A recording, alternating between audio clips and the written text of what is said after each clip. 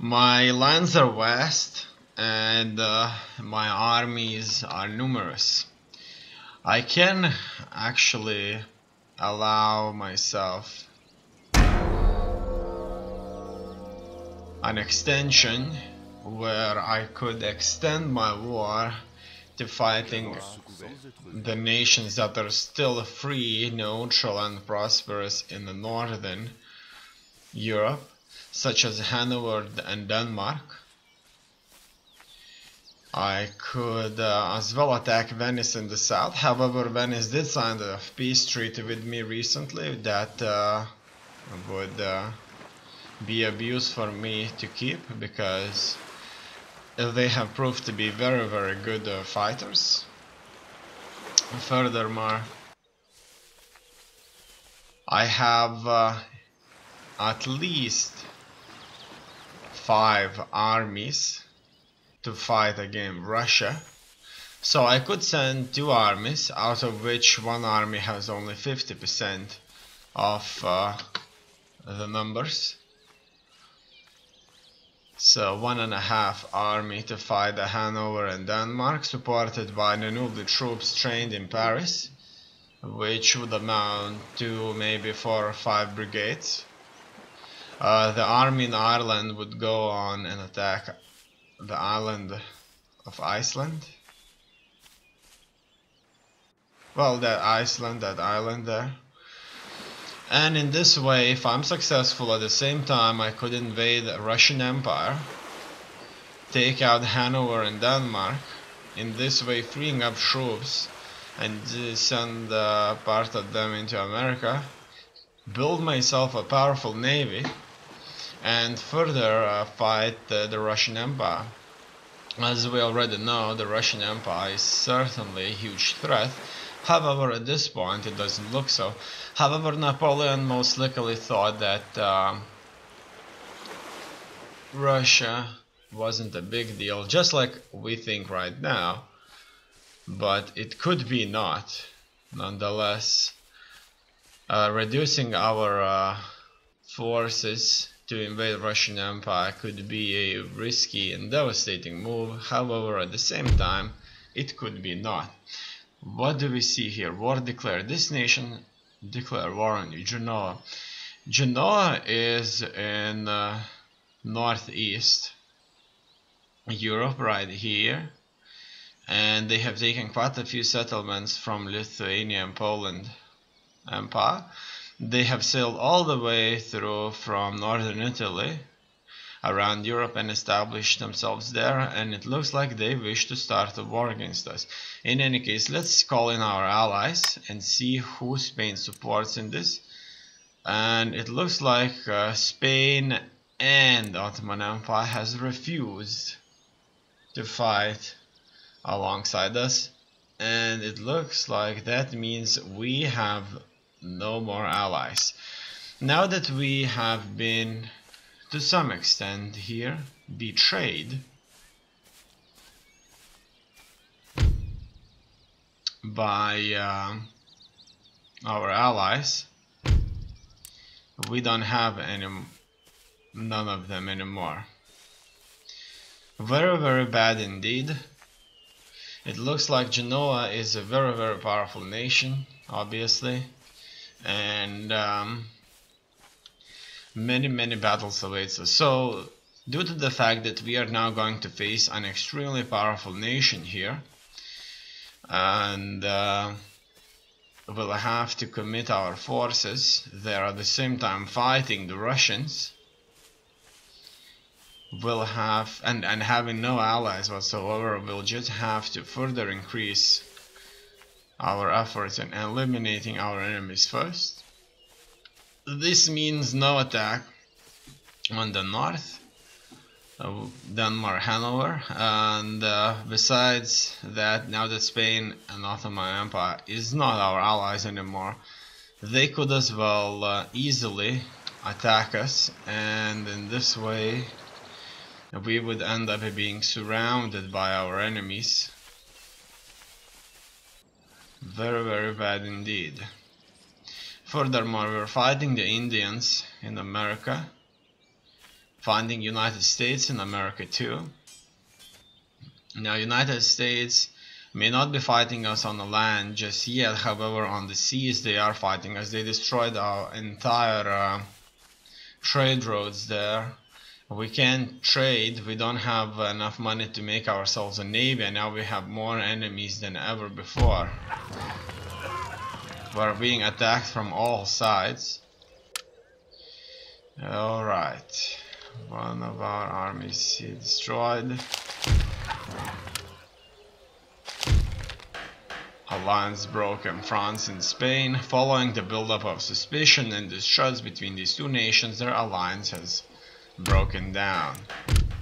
Trade route raided in area Kirby. An enemy fleet has undertaken a raid on trade route used by a nation, cutting off an important source of income.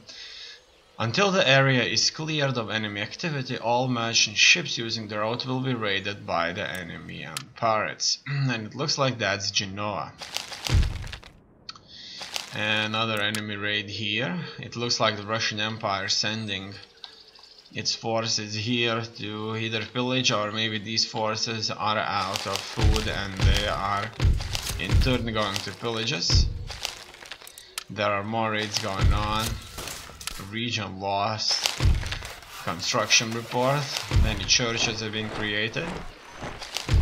A trade agreement cancelled. Workers' strike in Poland. Very, very bad indeed.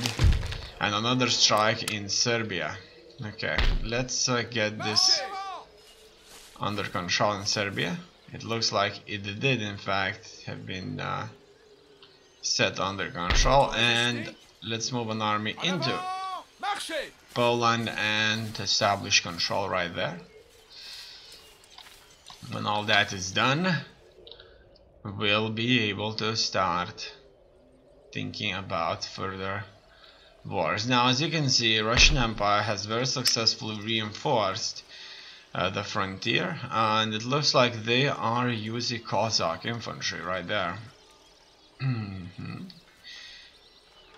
Vibornia Streltsy cavalry and line infantry, supported by large numbers of horse artillery.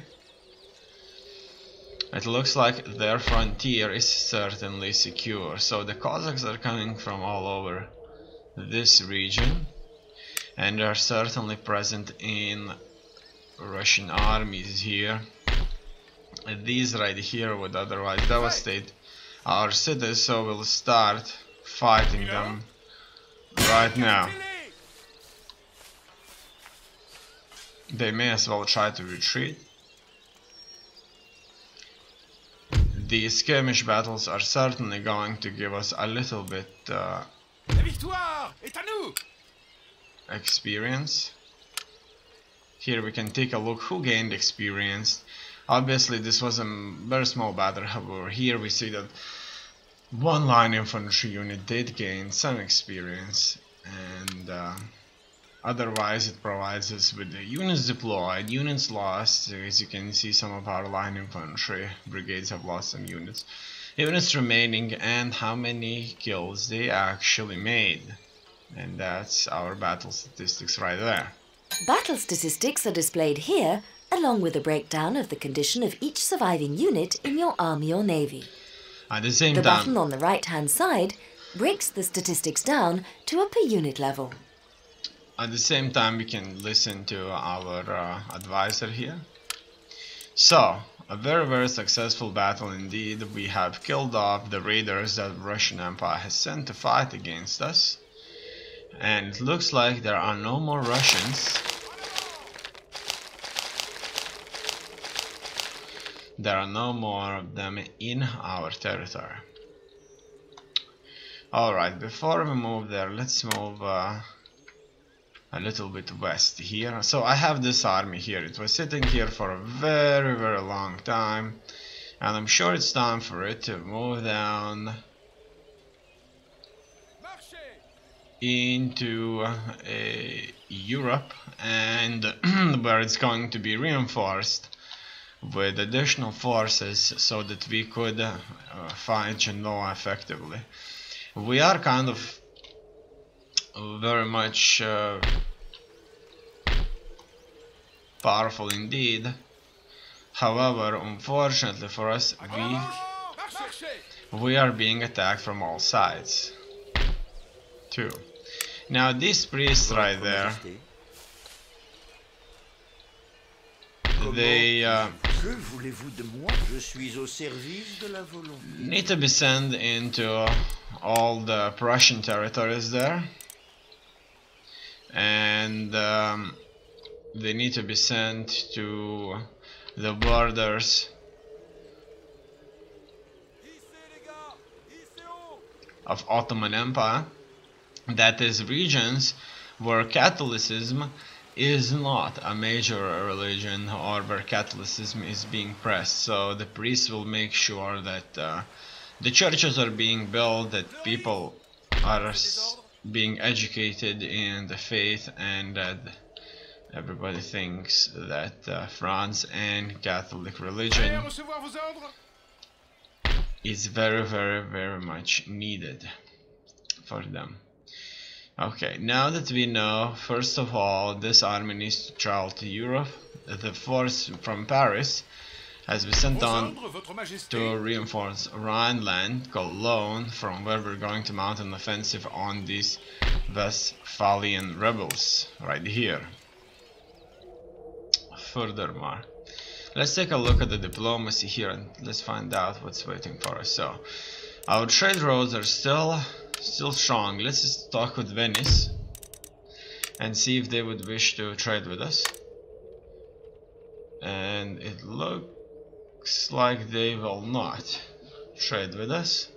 They do have only one enemy, that's Spain, and ally Russia, which means that they are on the other alliance block than we are. So let's take a look. Who are against us? Against us, United States, Denmark, Cherokee nations, and Venice. So this is pretty much a block that will certainly fight France. Now that Spain is no longer part of our precious alliance, it's bad. Cannot ally with an ally of your enemy. So it looks like Spain has chosen a different path this time, and they have chosen to ally a nation, Genoa, that's not going to be friendly towards us. They are certainly going to fight us. Their only enemy is us, and they have already proved against Poland and Lithuania that they can do a lot of damage, no doubts about that. Let's talk with Sweden. Maybe Sweden, which has pretty much taken all or almost all Scandinavia, would they agree to ally with us?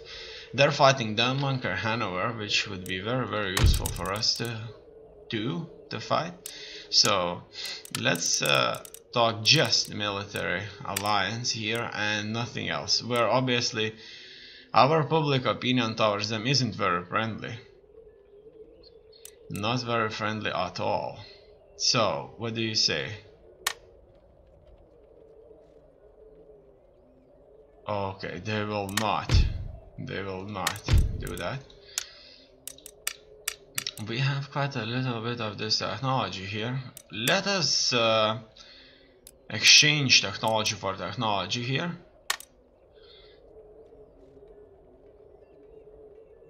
Alright, they would give us some too. Okay, I'm not going to agree with this. Don't really want to do just that. Okay, let's look at this. You can as well go for that.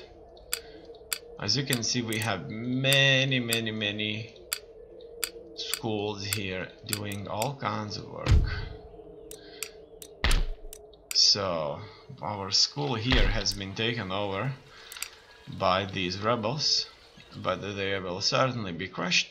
So before Genoa is being crushed, we are quite stuck here, quite stuck indeed. Now, how can I mount an offensive on them? And maybe at the same time I could mount an offensive against the Russian Empire. So first things first, Serbia needs to be held until the public order stays. And as you can see here, replenishing this army right here would cost us more than 7,000 points. This army, on the other hand, can certainly move on to the enemy and initiate a serious attack. This army needs replenishment, and this replenishment would eat up almost all my troops. This army is ready to fight, and it looks like we could march this army north. And this army right here, this army is certainly in need of recovery, and we're going to do just that. And at the same time, we are going to march them north. Furthermore, you need to further recover, and after that we are going to fight them. This eats up quite a bit of my money, as you can already see, and it looks like I'll just be spending most of it on the recovery of my troops. Recovering this army here would be too expensive for now. Let's go and check out what's waiting for us. Let's check out the other situation and see if we can march on Vilnius. Obviously these forces here are not going to stop our advance. Actually, we lost quite a few soldiers here in this battle. In any case, so far so good. They will be retreating, and they will be retreating into the fort. Fine with me. It looks like they have two powerful armies over there. Two powerful armies indeed. In any case, I'll be marching on Vilnius, and I hope to have a successful engagement over there. In here, we certainly have to start rebuilding this force so that it could march on to our enemies. This army will have to combine, and we'll probably have to go here south and see if there's absolutely anything we can do, because so far so good. It looks like there's not much I can do about it. Let's now move on to our colonies here and see what can be achieved. It looks like some recruitment can take place, so let's move back to Europe. I'm going to reduce some of this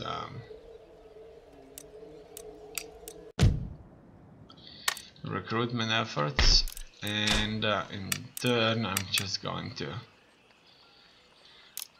go and build myself a few units. Now in here it looks like I could build myself another melee unit, and let's do just that.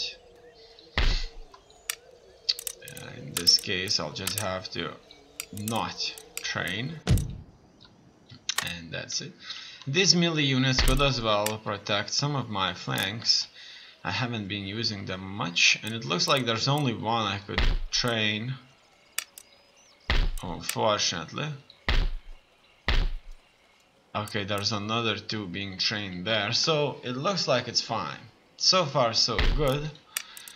This force right here has recovered completely, and it could as well mean that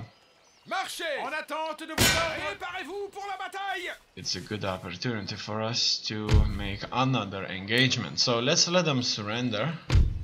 They have refused the surrender. It looks like that would certainly be a very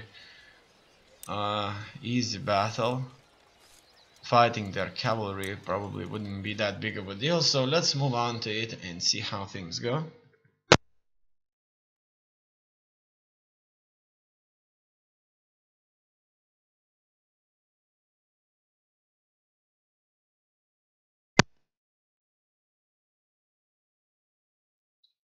Their cavalry will most likely just charge on us, and if they for any reason will try to attack us directly, they're going to meet a lot of resistance. Because our troops with weapons